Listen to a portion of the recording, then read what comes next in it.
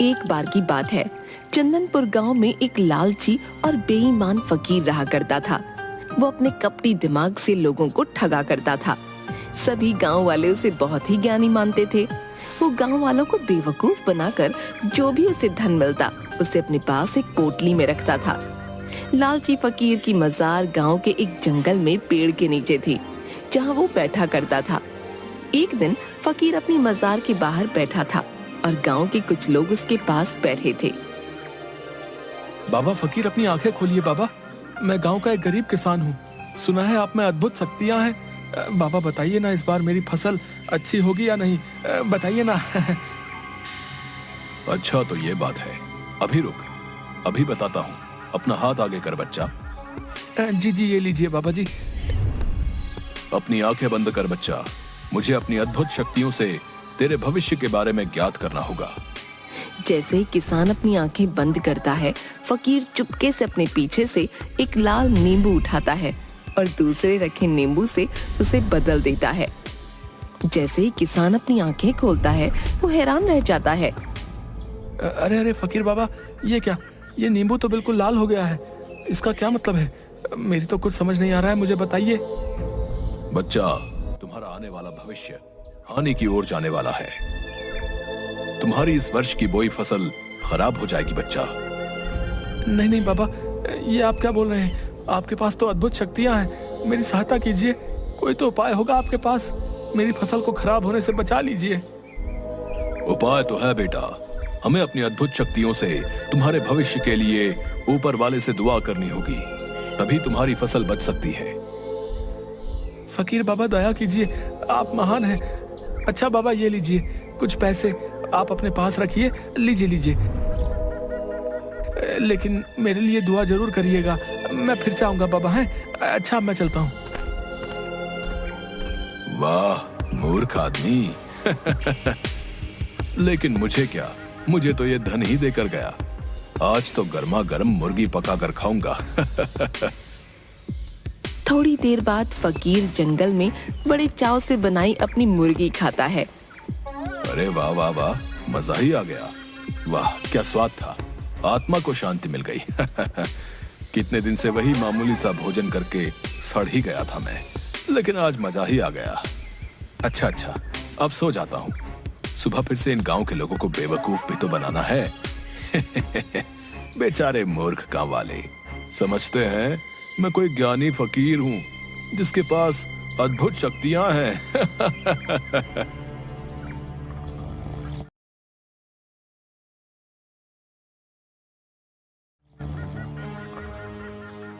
अगली सुबह गांव का एक युवक फकीर के पास आता है।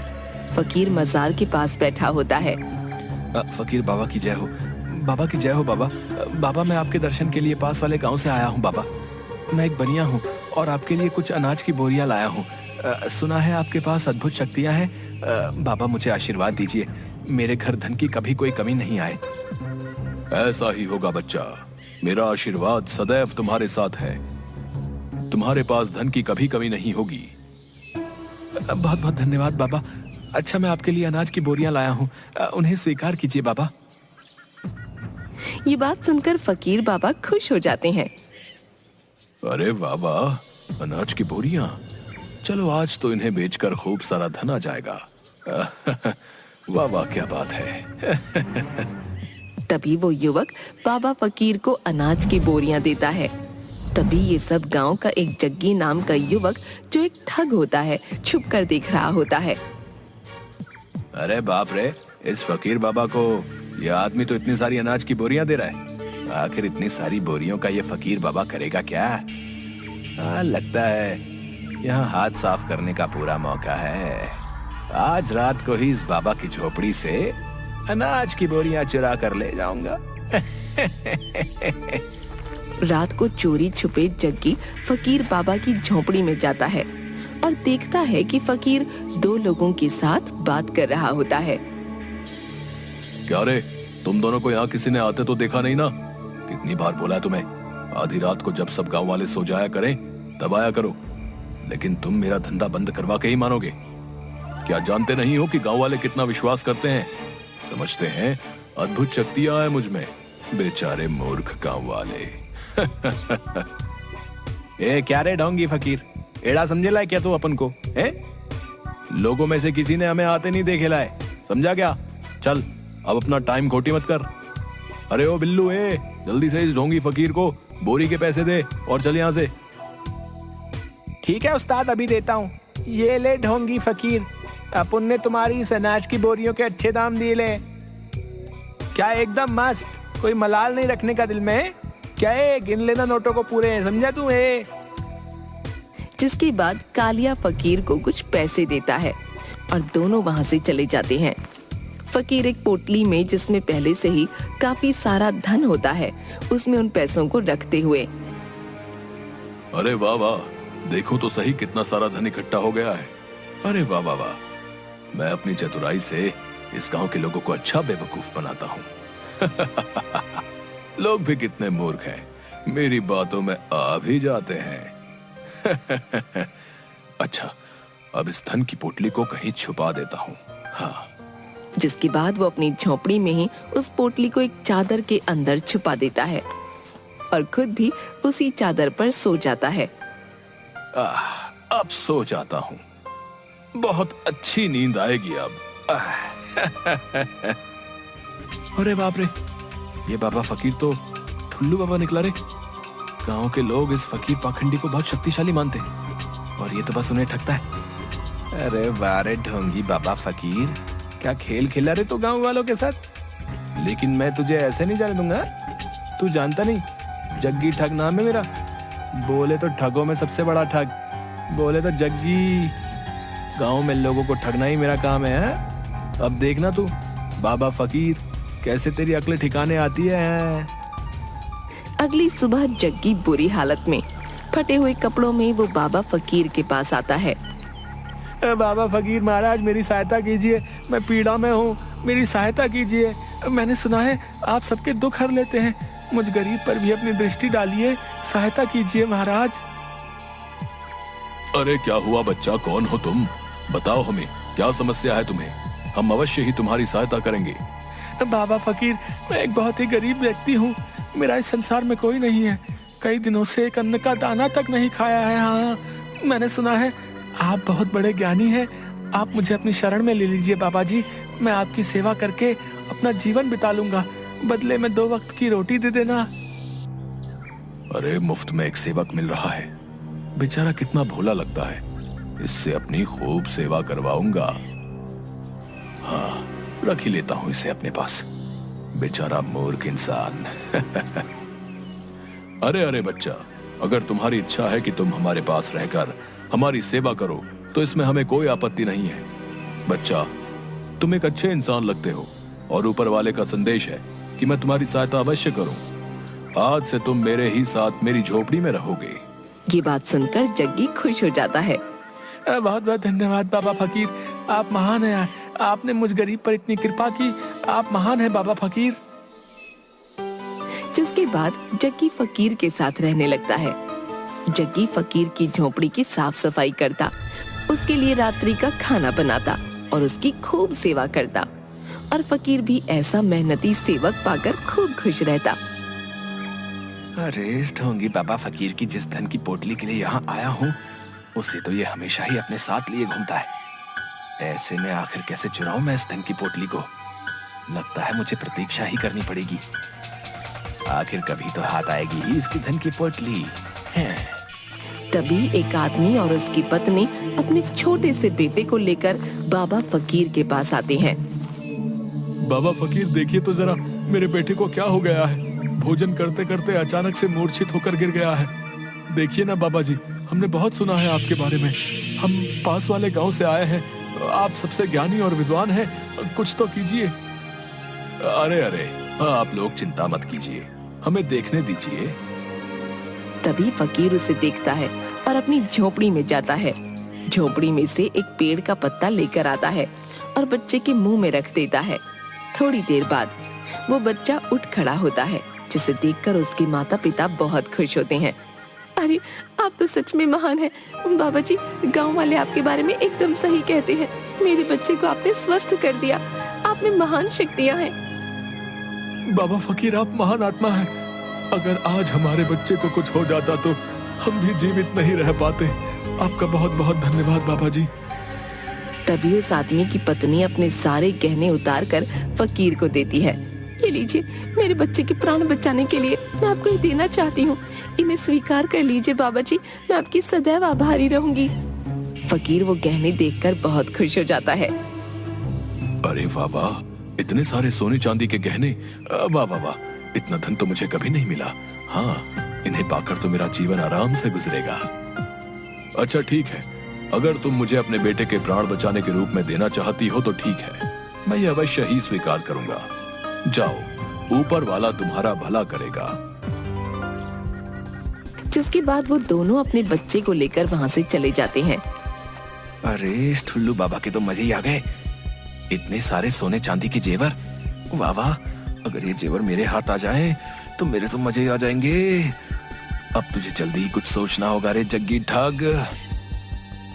इसके बाद फकीर वो सोने चांदी के गहने अपने धन की पोटली में रख देता है और अपनी पोटली अपने पास रखकर सो जाता है।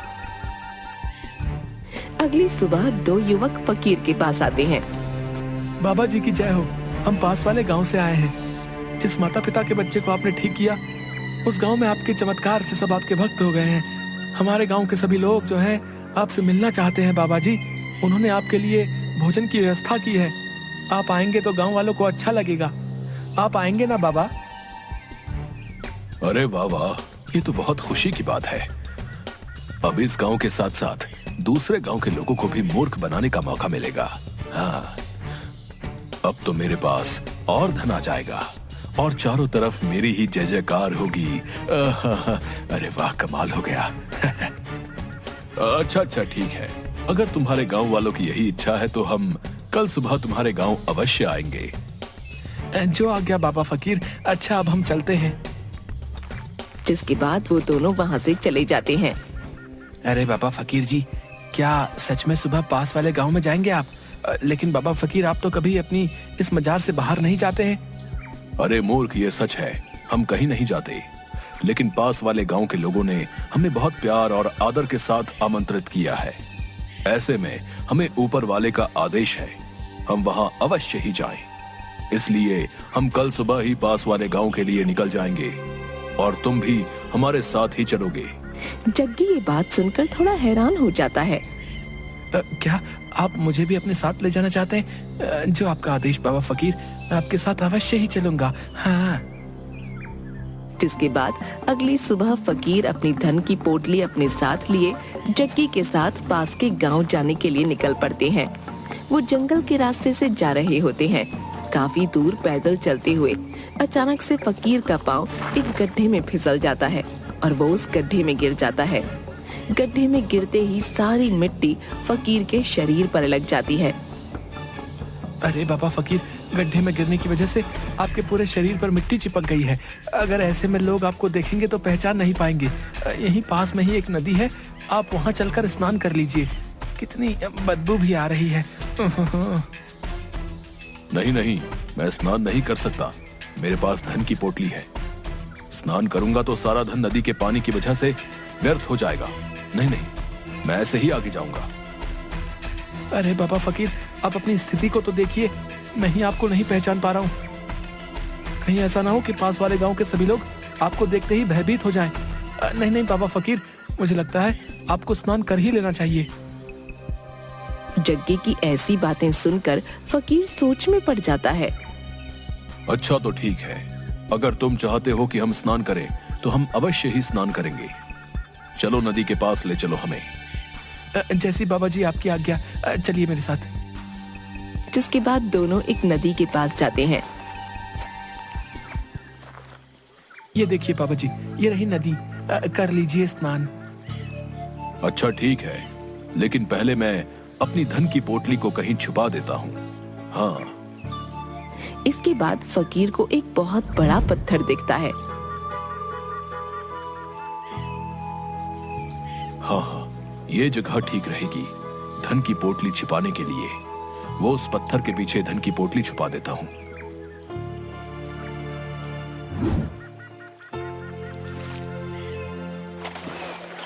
तभी जग्गी चुपके से पत्थर के उस तरफ जाता है और वो धन की पोटली उठाते हुए। आखिरकार वो दिन आ ही गया।